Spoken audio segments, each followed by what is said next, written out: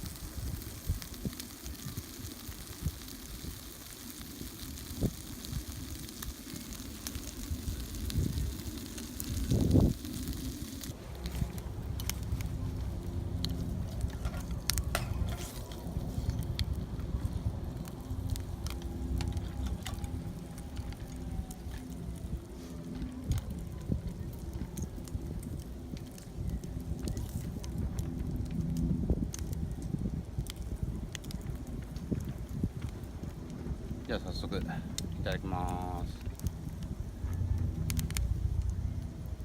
うまっ。これは酒のつまみにはもってこいですね。最高だな。うまい。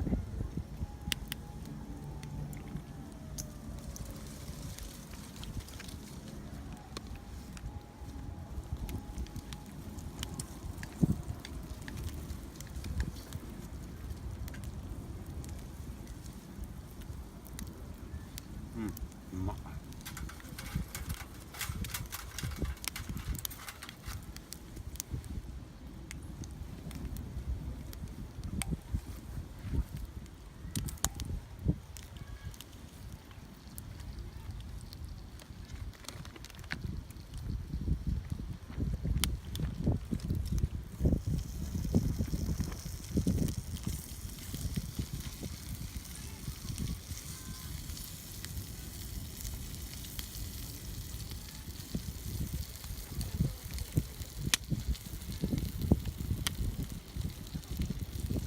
そうです。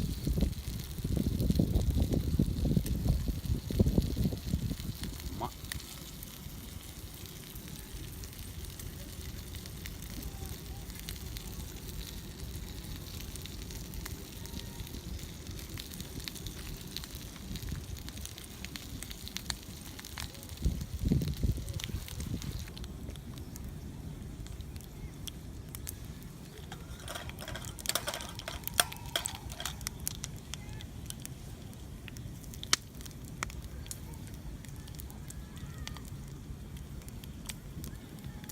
うまっ。